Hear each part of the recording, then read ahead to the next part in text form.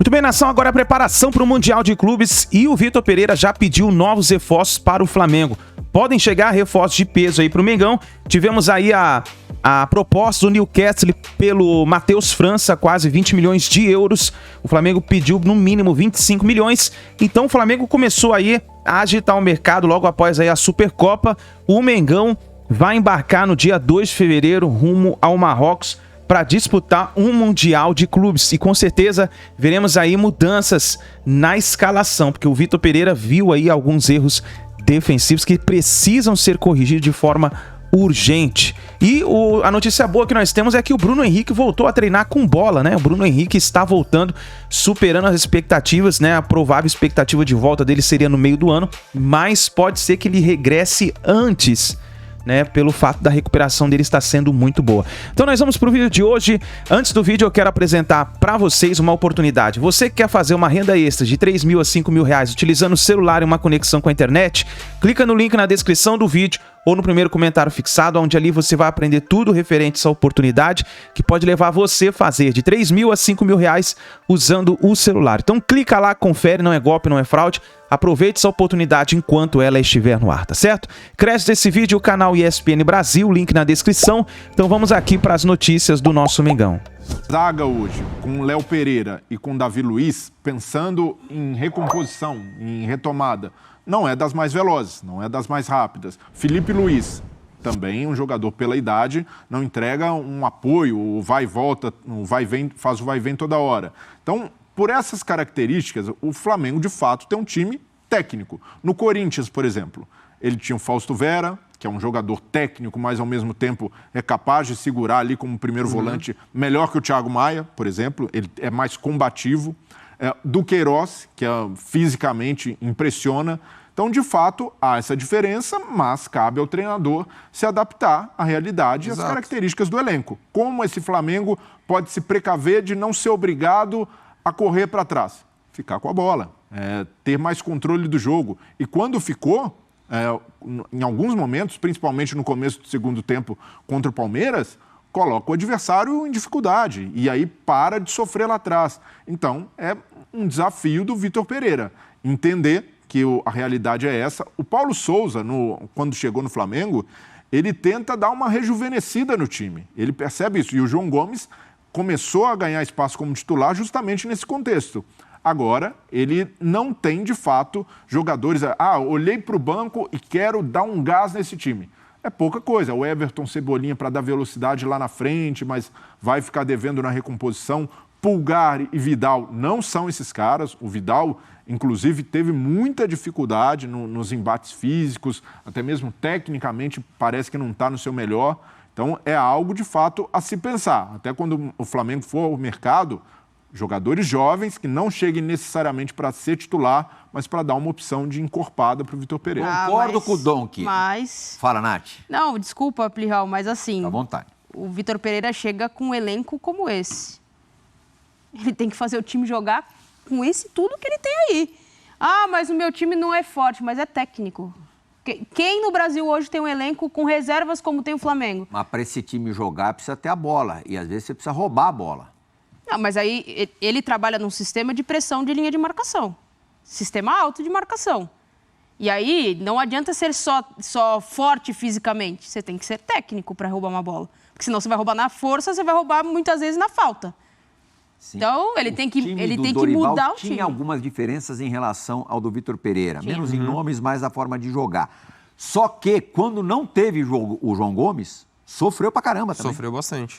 Por isso, assim, você olha para o meio-campo com o Thiago Maia, Gerson, Everton Ribeiro, da Arrascaeta e reclamar, pode parecer bizarro, mas não é. Inclusive, na final... Viabilizar esse time, porque você tem na frente também Gabigol e Pedro. Viabilizar esse time não é tão simples quanto parece. Não é. Em termos de competitividade, eu estou falando. Não, é difícil. Quando o Flamengo tinha o Bruno Henrique, por exemplo, já dava uma equilibrada legal lá na frente, porque o Bruno Henrique é um cara que, se precisar marcar, ele tem uma velocidade, se ele toma o primeiro drible, ele vai chegar na segunda bola. Então, já era um Flamengo diferente por isso, por ter esse jogador até de escape para contra-ataque. Bruno Henrique, quando o Flamengo recuperava a bola, já ligava logo nele para fazer velocidade, já buscar o Gabigol entrando pelo centro. Então, já era um time que tinha uma compensação maior pela característica do Bruno. O Pedro, por exemplo, ele precisa ser, não digo sacrificado, ele precisa ajudar mais, precisa ser mais intenso nessa primeira marcação. Mas como fazer quando você tem um centroavante que a característica dele não é essa, não é de brigar com o adversário. Então, é algo, de fato, não para o treinador reclamar, mas para a diretoria entender a ideia dele. Sim, e tentar alguns jogadores... A colaboração no geral sempre vai ser importante, sempre vai, sem querer ser redundante, já sendo ajudar. Mas os dois jogadores que têm um pouco mais de característica de recomposição no meio-campo do Flamengo também não são grandes roubadores de bola. Nem o Thiago Maia é. Não. E a gente, claro, gente, mal comparando, a primeira versão dos Galácticos do Real Madrid, já que a gente está falando de Flamengo, Real Madrid pode ser um adversário aí próximo, lá no início dos anos 2000, ressentiu-se muito da saída do Maquilele. Ali foi Ali foi uma quebra. O time deixou equilíbrio. de conquistar os principais torneios do continente a partir da saída do Maquilele. Porque ele era o cara que carregava o piano e ninguém via, só via o que tocava. Exato. O que carregava ninguém... Era brilhante. Às vezes você perde uma peça, por mais jogadores que você contrate para outras funções, você não consegue ajustar o time. E aí, até nesse cenário, acho que o Vitor Pereira é contratado no lugar de um técnico que ganhou a Copa do Brasil e ganhou a Libertadores para encontrar esse tipo de solução.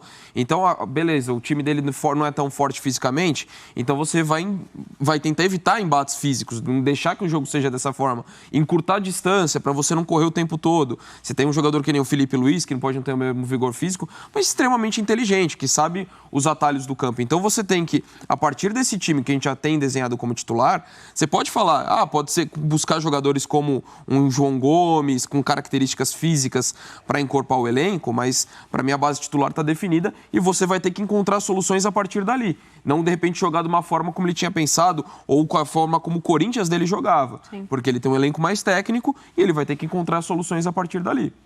E o João Gomes também. Antes do João Gomes, o Flamengo existia e o Flamengo tinha o Ilharão. O Ilharão e Gerson. Era a dupla de volantes. O Ilharão também não era um exímio marcador. Evoluiu muito com o Jorge Jesus, com muita cobrança, mas ainda assim, como característica, pelo contrário, ele era até criticado por muitas vezes expor o setor, avançar demais. Mas o Flamengo tinha muita compensação. E essa compensação começava lá na frente. Então, é difícil com essa formação o Flamengo ter aquele vigor na primeira bola, de ter ali jogadores pressionando alto o tempo inteiro. Mas ainda assim, dá para o Vitor Pereira pensar em soluções pontuais, porque o Flamengo dizer, era dependente do João Gomes, eu entendo que ele fazia um trabalho importantíssimo, mas não era. Então, o Flamengo sempre se pagou por essa qualidade técnica. A história recente do clube diz isso. Ele vai precisar se adaptar, mas isso não invalida a necessidade do Flamengo buscar reforços nessas posições. Buscou Pulgar e Vidal, que são jogadores que não têm essa característica de ter uma intensidade ali, de jogar como primeiro volante.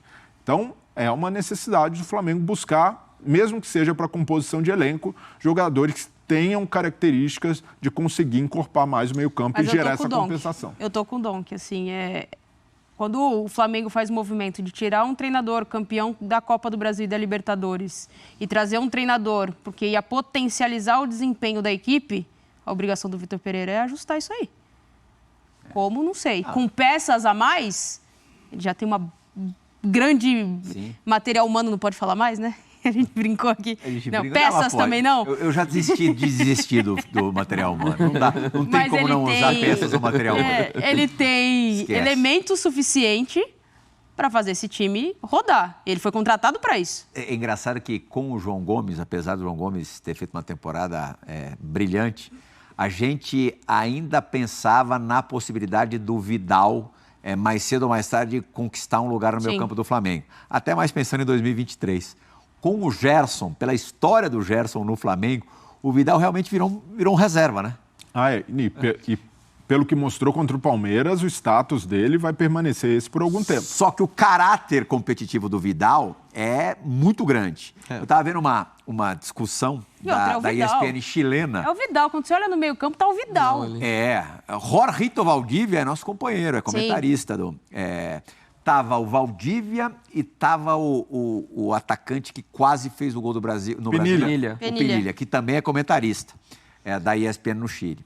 Aí o Penilha achava, conhecendo, os dois conhecem muito bem o Vidal da seleção chilena, achava que o Vidal, acha que o Vidal vai segurar a onda numa boa de ter esse papel secundário perto do que foi a carreira dele no Flamengo. Entrar de vez em quando, disputar algumas partidas importantes desde o princípio, mas não ser regra, ser mais exceção do que regra.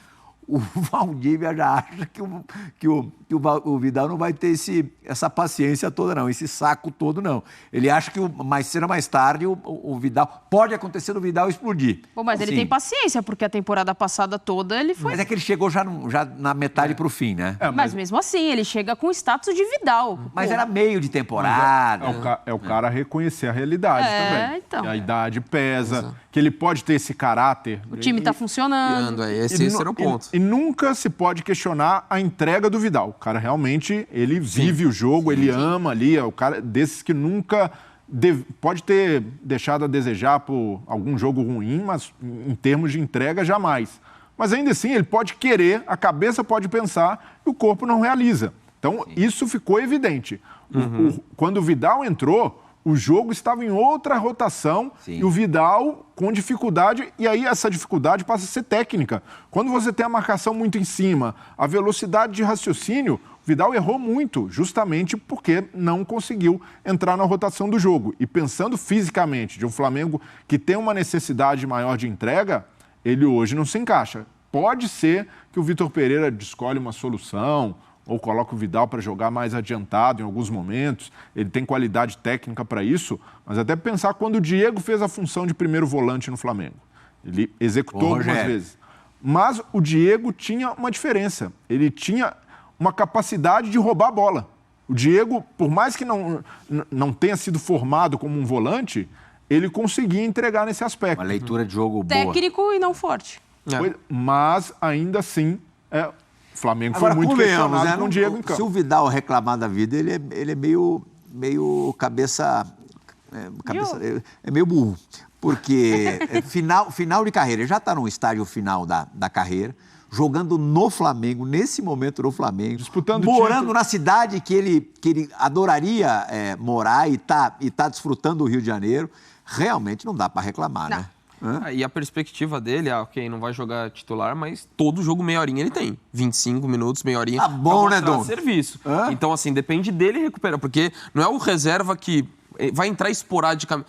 Todo jogo ele entra. Então, ele tem a oportunidade de fazer por valer essa oportunidade. E a turma dessa mesa redonda tava colocando o Vidal como o maior jogador da história do Chile. A gente está falando do maior jogador da história do Chile. Ah, sim. Eu acho que sim também. Mas jamais pro fim da carreira. Você pode. Zamorano, Salas tiveram seus momentos. Alexis Sanches. O Sanches. Mas o Vidal, além da carreira construída brilhantemente na Europa, em muitos times enormes, ele tem títulos pela seleção chilena. Então é isso daí, nação. A gente viu aí alguns lances do treino do Flamengo, do Vitor Pereira no Flamengo, e a preparação agora para o Mundial. Vamos ver o que vai acontecer. Vai ter o Aerofly. Nós vamos aqui... Vamos mostrar juntos aqui, acompanhar juntos o Aerofly no dia 2 de fevereiro. Então fica ligado, se inscreva no canal, ativa o sino das notificações, não se esqueça. Isso aqui é Flamengo.